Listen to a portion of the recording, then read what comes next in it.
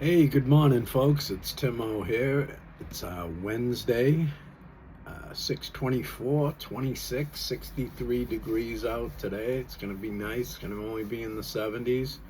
Right now, it's mostly sunny, but we had a lot of rain, so I didn't have to go out and water today or do any of that stuff. But I did go out and put the plants out, fed the little animals, seen them running around. It's always good to see that.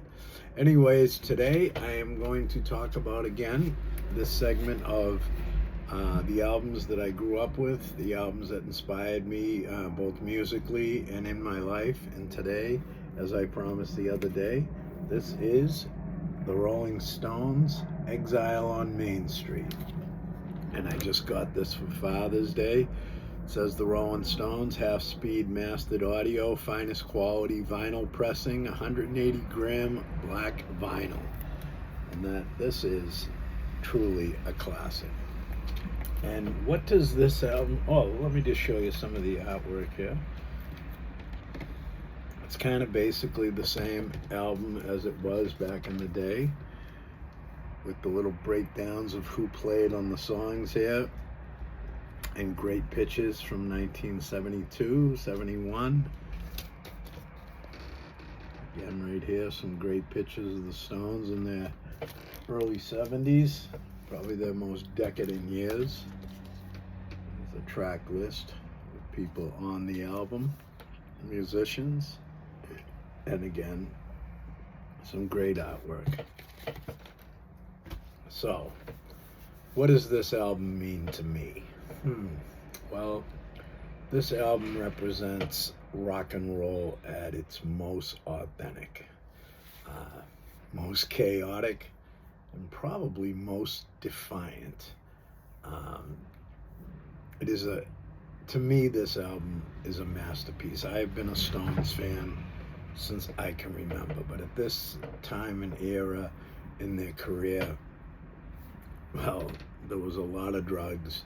There was a lot of chaos. They were on tax exile from England because they were going to get taxed, and it was going to take more than 3/4 of their money. So they took off to be at Keith Richards' Nelcalty mansion, which he had rented for the summer. And for me, this is a sprawling masterpiece of grit, truly. Blending the Delta blues with gospel, country. Graham Parsons was around at this time. He would be dead shortly after, but he was around. He was a huge influence on Keith Richards. They were good friends to this day. Keith, out of all the musicians that have come and gone, he still rates Graham Parsons up there very high and misses him very much. And, they brought soul into this, into that muddy cellar sound that they were in, that hot summer, just baking out there in more ways than one. And it's just an exhilarating mirror of the times, especially the times of the Rolling Stones. And the Rolling Stones at this time were the highest flyers of them all. You can say Led Zeppelin, but the Stones were in a class by themselves. And, this was a legendary time in their career. And as I said, this album was a drug-fueled creation done up in the south of France. And, it was 1972, and this album, this album,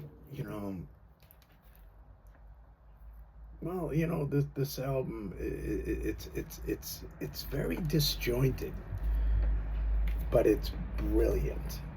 It's one of those albums that like, maybe if it came out now, people would be like, wow, there's like too much influence on this, too many styles, too much. But back then, and even then, it got kind of, mixed reviews. But with time, it's really been, it's become a classic. And to me, like, as I said, it's just brilliant. They were fleeing the British authorities. The band notoriously recorded the album in this damp, chaotic basement. Richards was jammed out of his mind on dope at the time. And, the atmosphere around this record, it was just that, like, swampy, muddy mix, and you hear it all over this thing. They can remaster it and all that, but I'm glad they kept that, that swampy mix. The vocals are, they act almost as an additional instrument rather than, a certain focus. Jagger, it's like you can, it's some powerful vocals, but it's Jagger at his most blurred. Gonna be like, that's why it's good they give you some of the stuff here, because it's like, what did he say? And Jagger was always like that. I mean, he had that deep, thick British Cockney accent, and sometimes it made the words very hard to hear. But the atmosphere of this album, with that muddy feeling, is really cool. And tracks like Rocks Off, Tumbling Dice, they're anthems of excess. And that's what the Stones were at this time.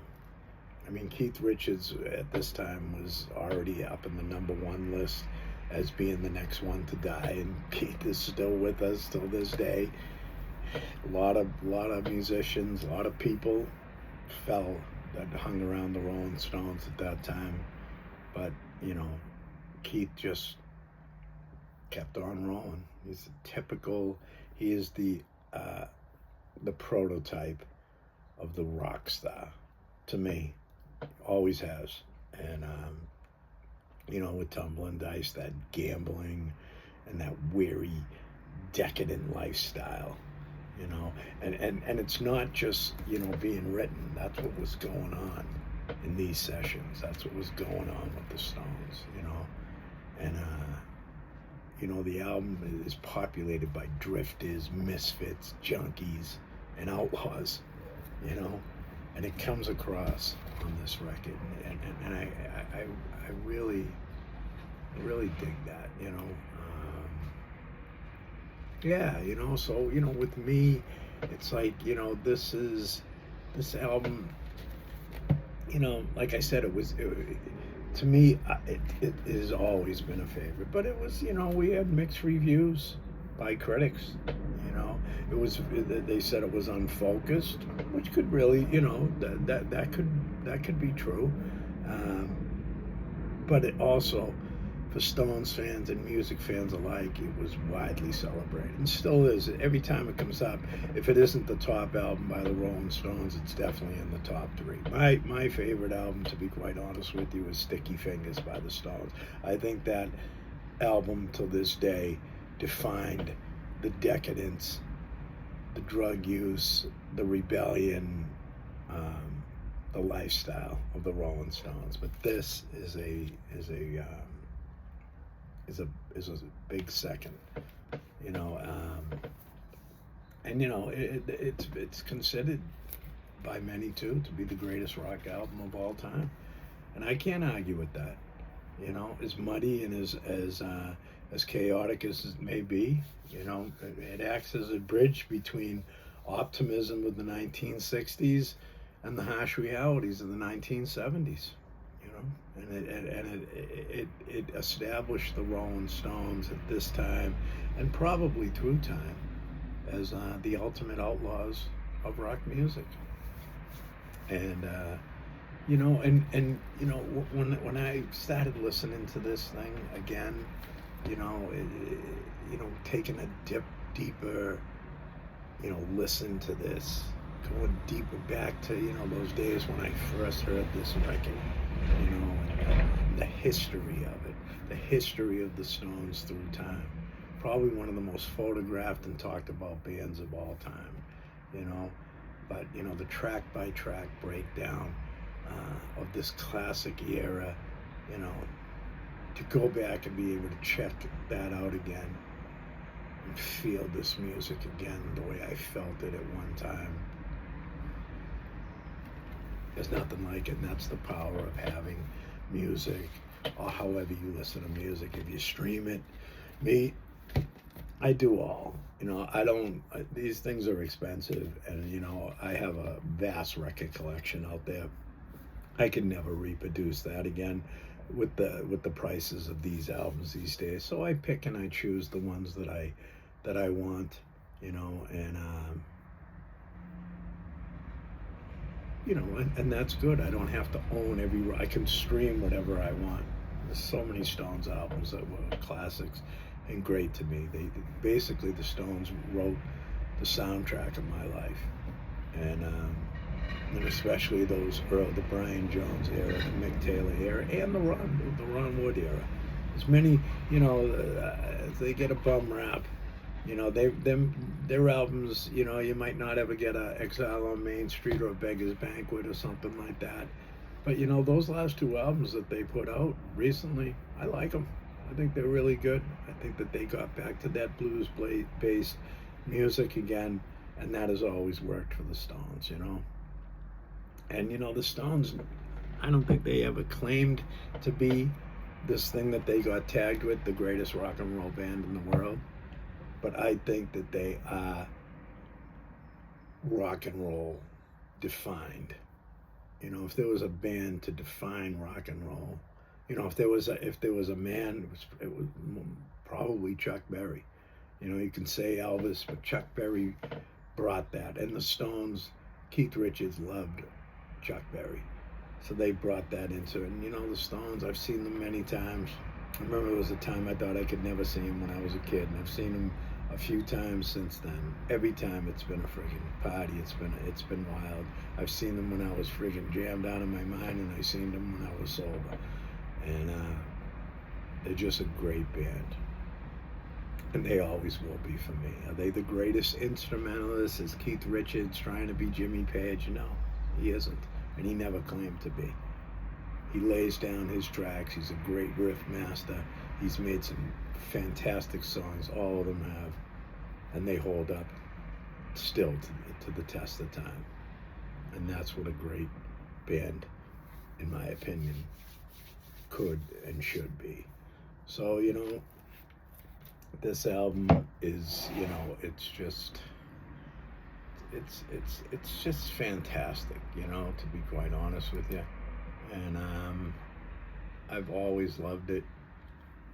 The artwork, it's just classic when you look at it. The pictures on the front, the guy with the 3 apples or wherever in his mouth. I don't even know where the hell it is now. Maybe it's on the inside. And then those classic pictures by the Stones, of the Stones of that era.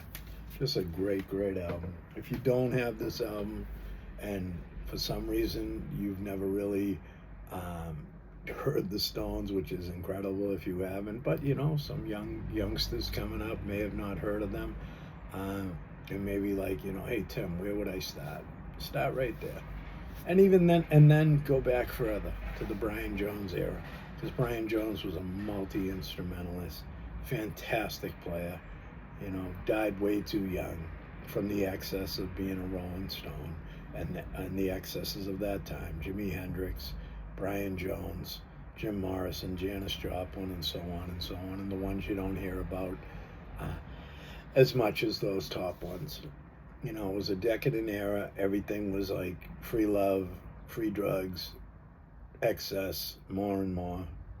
And when you live that lifestyle, sometimes you come out of it. I was lucky too. And sometimes you fall from it. And that's what a lot of great musicians did. So anyways, it's 7:17 in the morning. If you like this video, please drop it a like. Please subscribe if you would.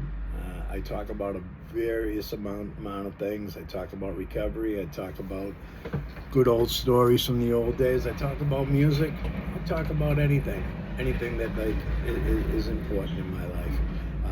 But listen, enjoy your day and take care of yourselves. And share this with someone if they're a music lover. Be well.